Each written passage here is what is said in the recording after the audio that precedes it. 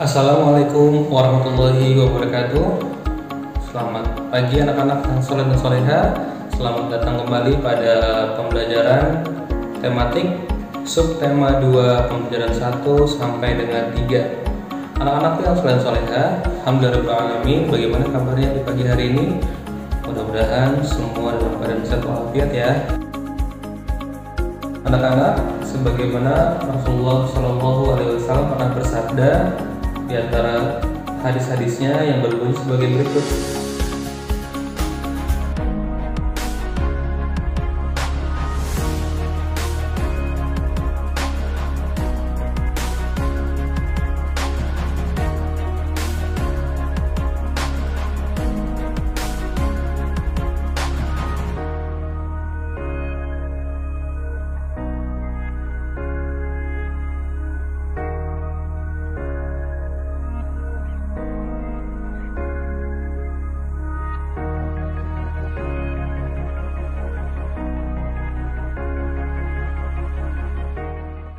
Hadis yang tadi sudah kita dengarkan, maknanya bagaimana bahwa ternyata tubuh yang kuat adalah tubuh yang sehat. Tubuh yang kuat nanti membuat kita bisa giat dalam beribadah. Dengan tubuh yang kuat juga kita bisa membantu sesama dan menjalankan aktivitas sebagai seorang mukmin yang baik. Baik Anda yang soleh dan salihah yang sedang berada di rumah, tubuh kita ini mampu banyak melakukan berbagai macam gerakan, mulai dengan melempar, menangkap, berlari, dan sebagainya. Allah Subhanahu wa Ta'ala memberikan banyak sekali kemampuan pada diri kita untuk sama-sama kita bisa melakukan berbagai macam kegiatan. Banyak manfaat gerak badan yang sebenarnya bisa kita dapatkan. Yang pertama, manfaat kita menggerakkan badan ialah meningkatkan kesehatan dan kebugaran serta mengurangi peluang kita untuk sakit. Terlebih di masa sekarang ini nih, di masa pandemi seperti ini, maka menggerakkan tubuh meskipun kita di rumah saja, insya Allah sebagai ikhtiar kita untuk menghindari dari berbagai macam penyakit. Yang kedua ialah meningkatkan kekuatan jantung dan stamina. Yang ketiga, meningkatkan kebugaran dan kekuatan otot. Dan yang keempat, meningkatkan kelenturan tubuh kita. Itu semua bisa Anda lihat di buku halaman 75. Beberapa contoh kegiatan yang dapat menyehatkan tubuh kita diantaranya adalah sebagai berikut. Yang pertama, yang kedua, dan yang ketiga. Banyak lagi yang bisa kita lakukan. Nah, sekarang coba dilihat bukunya. Silahkan Anda mencontreng atau menceklis mana saja kegiatan-kegiatan yang bisa membuat badan kita atau membuat tubuh kita menjadi lebih sehat di halaman 76. Ya, Anda yang soleh dan salehah, murid kelas 5, tubuh kita ini sudah didesain oleh Allah dengan sebaik-baik bentuk. Maka marilah kita telah satu persatu apa saja bagian dari tubuh kita yang kita gunakan untuk bergerak. Yang pertama, tubuh kita, tubuh manusia terdiri dari alat gerak aktif dan pasif. Apa itu alat gerak aktif? Alat gerak aktif dalam tubuh kita ialah, betul sekali, ialah otot. Dan yang kedua, alat gerak pasif dalam tubuh kita ialah, betul, jawabannya adalah tulang. Maka dari itu, tulang-tulang yang saling berhubungan disebut dengan rangka. Rangka memiliki fungsi ialah untuk menjaga organ-organ penting dalam tubuh kita. Dalam rangka terdapat berbagai macam jenis tulang. Di antaranya, rangka kepala itu terdiri dari tulang dahi, tulang rahang, tulang pipi, dan sebagainya. Alat gerak manusia terbagi menjadi dua. Yang pertama, alat gerak tubuh bagian atas, dan yang kedua, alat gerak tubuh bagian bawah. Untuk lebih lengkapnya, silahkan simak video berikut ini. berhubungan dan tersusun secara teratur membentuk rangka. Rangka manusia dibagi menjadi beberapa bagian, yaitu rangka kepala, rangka badan, rangka anggota gerak atas, dan rangka anggota gerak bawah. Pilih satu persatu bagian rangka ini, lalu simak penjelasannya. Rangka kepala. Rangka kepala atau tengkorak tersusun atas tulang dahi, tulang hidung, tulang rahang atas, tulang rahang bawah, tulang pipi, tulang baji, tulang pelipis, tulang kepala belakang, dan tulang ubun-ubun. Klik satu persatu tulang bagian rangka kepala untuk mengetahui letaknya.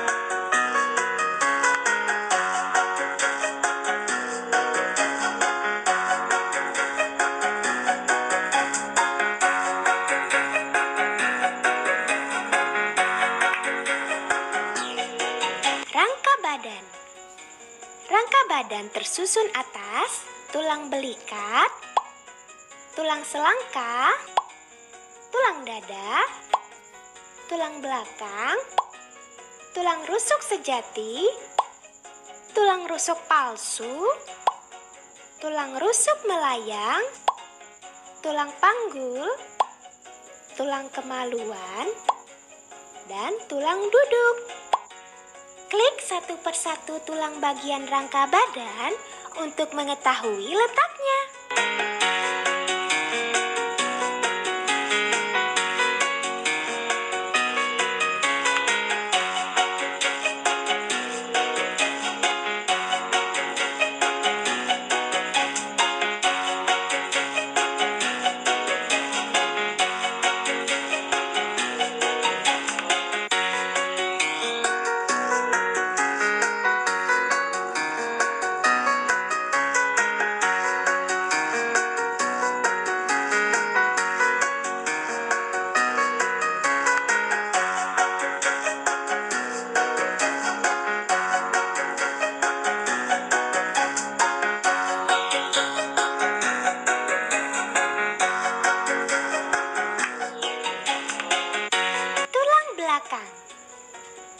Tulang belakang tersusun atas 33 ruas, yaitu 7 ruas tulang leher, 12 ruas tulang punggung, 5 ruas tulang pinggang, 5 ruas tulang kelangkang, dan 4 ruas tulang ekor.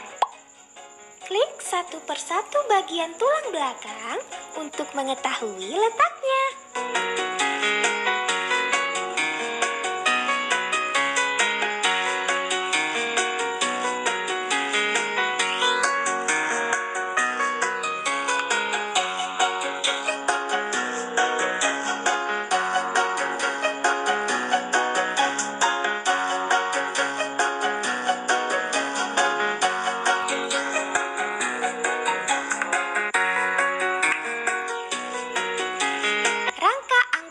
Gerak atas. Rangka anggota gerak atas disebut lengan atau tangan. Rangka ini tersusun atas tulang lengan atas, tulang hasta, tulang pengumpil, tulang pergelangan tangan, tulang telapak tangan, dan tulang jari tangan. Klik satu persatu tulang bagian rangka anggota gerak atas untuk mengetahui letaknya.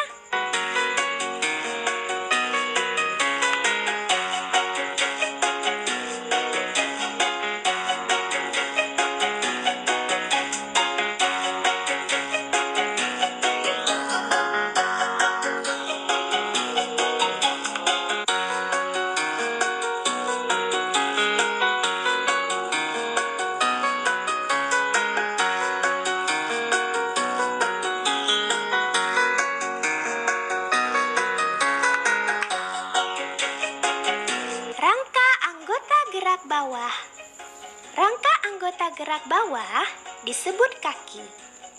Rangka ini tersusun atas tulang paha, tulang tempurung lutut, tulang betis, tulang kering, tulang pergelangan kaki, tulang telapak kaki, dan tulang jari kaki.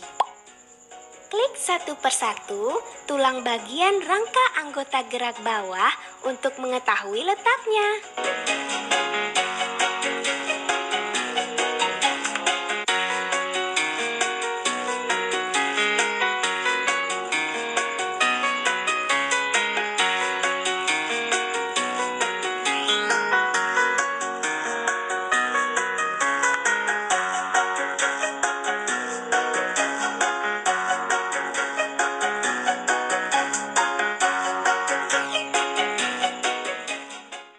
Nah, tadi bagaimana sudah ada penjelasannya ya tentang tulang-tulang yang ada di dalam tubuh manusia, ternyata banyak sekali. Nah, nanti pada akhir episode Pak Guru akan ngasih beberapa kuis atau pertanyaan. Nanti Ananda di rumah silakan menjawab dengan baik dan benar. Berikutnya Ananda Soleh Soleha, Ananda sedang memegang buku sekarang nih. Di bagian depan itu Ananda melihat banyak gambar-gambar yang menarik. Disebut apakah itu? Betul, itu disebut dengan cover atau sampul sebuah buku.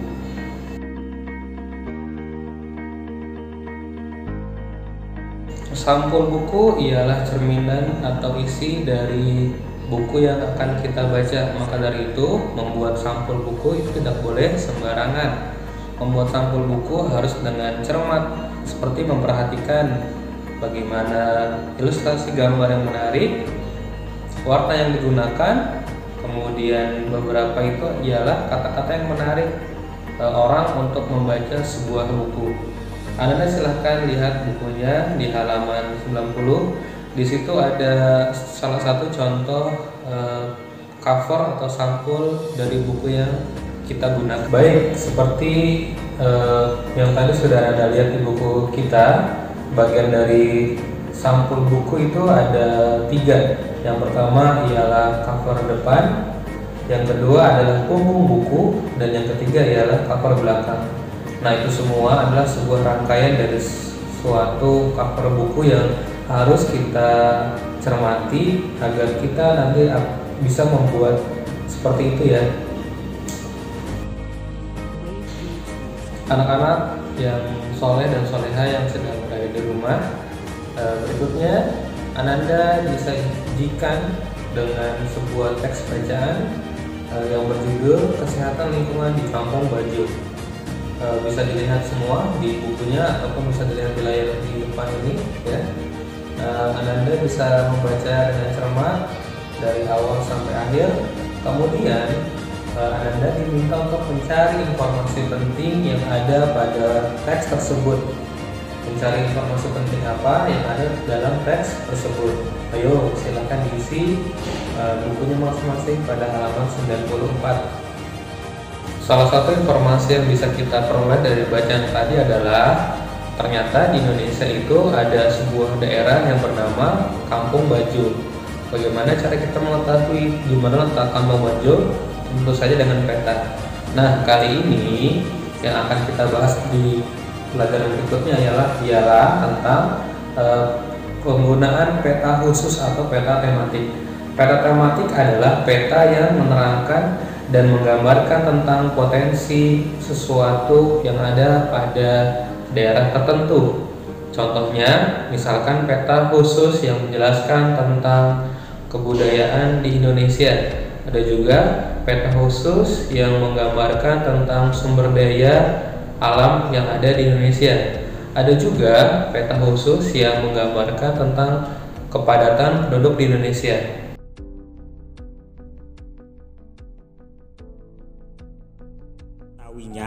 Ayah akan tunjukkan kepadamu melalui kacamata virtual reality. Yes, ini yang aku tunggu-tunggu, Ayah. Wah, aku melihat gambar peta ya.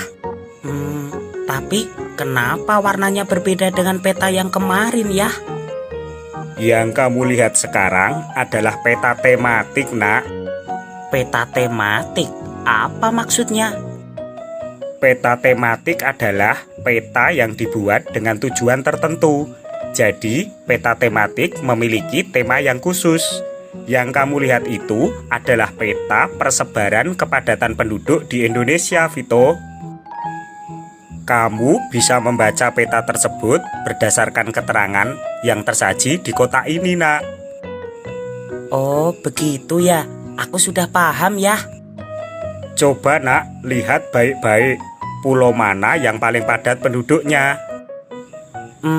Kalau berdasarkan keterangan ini, yang paling padat penduduknya berwarna merah. Tapi di peta tidak ada ya. Berarti warna coklat muda ini ya. Pulau Jawa merupakan pulau terpadat penduduknya. Apakah benar seperti itu, Ayah? Tepat sekali, Vito. Sekarang, kalau yang paling sedikit penduduknya, pulau mana coba? Kalau berdasarkan keterangan ini, pulau yang paling sedikit penduduknya adalah Pulau Papua. Bagus, Nak. Sekarang, tahukah kamu berapa kepadatan penduduk Pulau Bali? Kepadatan penduduk Pulau Bali. Aku tahu, Ayah. Antara Suku-suku yang ada di Pulau Jawa, misalnya suku Jawa, suku Sunda, suku Tengger, suku Cirebon, suku Osing, suku Baduy, suku Betawi, dan lain sebagainya. Kalau yang ada di Pulau Sumatera, misalnya suku Aceh, suku Gayo, suku Melayu, suku Batak, suku Nias, suku Mentawai, suku Minangkabau, dan lain sebagainya. Sedangkan yang ada di Pulau Kalimantan, misalnya suku Dayak, suku Kutai, suku Pasir, suku Bajau, suku Banjar, suku Melayu, suku Tidung, dan lain sebagainya. Kalau yang ada di Pulau Sulawesi, misalnya ada suku Makassar, suku Bugis, suku Mandar, suku Toraja, suku Bentong, suku Duri, dan suku Kajang. Kalau suku-suku yang ada di Pulau Papua, misalnya ada suku Asmat, suku Amungme, suku Dani, suku Arfa, suku Karawai, suku Muyu, suku Huli, dan lain sebagainya. Sedangkan yang berada di Kepulauan Nusa Tenggara, misalnya suku Bima, suku Sasak, suku Sumbawa, suku Alor, suku Ende, suku Rote, suku Dompu, dan juga sebagainya. Kalau yang ada di Kepulauan Maluku, misalnya suku Seram, suku Banda, suku Buru, suku Ambon, suku Tidore, suku Ternate, suku Furu-Furu, dan lain sebagainya. Lalu, suku yang ada di Pulau Bali, yaitu adalah suku Bali dan juga suku Nyamaselam. Pengamalan nilai Pancasila yang bisa kita terapkan di lingkungan kita ialah salah satunya tidak membeda-bedakan teman. Jadi Anda ketika berteman selalu menjunjung rasa solidaritas yang tinggi atau ingin berteman dengan siapa saja tanpa membeda-bedakan. Kemudian jika kita sedang berada di rumah, maka kita bisa melaksanakan ibadah sesuai dengan agama kita masing-masing tanpa harus mengganggu penganut agama lain. Kemudian di dalam masyarakat juga kita bisa mengimplementasikan atau menerapkan nilai-nilai Pancasila di berbagai macam kegiatan kita, seperti contohnya kita bergotong royong untuk kerja bakti, kemudian bisa juga tugas ronda itu bisa kita laksanakan dengan cara bergotong royong. Berikutnya, anak-anak saleh dan saleha yang sedang berada di rumah, seperti tadi yang sudah Pak Guru jelaskan di awal, berikutnya Anda dipersilakan untuk menjawab beberapa pertanyaan atau kuis. Kuisnya sudah ada di link deskripsi video di bawah ini, ya. Jadi teman-teman nanti di scroll di bawah di link deskripsi sudah Pak Guru sisipkan beberapa pertanyaan yang berkaitan tentang video pembelajaran kali ini. Baiklah, alhamdulillah hari ini pembelajaran kita tentang subtema kedua sudah selesai. Kembali lagi Pak Guru ingatkan, terus belajar dengan semangat, jangan pernah bosan untuk membaca buku, dan terus gali informasi dimanapun Anda bisa dapatkan. Kemudian yang nggak kalah penting ialah teruslah beribadah kepada Allah Subhanahu Wa Taala.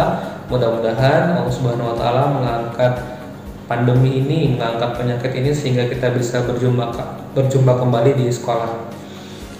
Terima kasih atas perhatiannya. Sampai ketemu lagi di video berikutnya. Wassalamualaikum warahmatullahi wabarakatuh.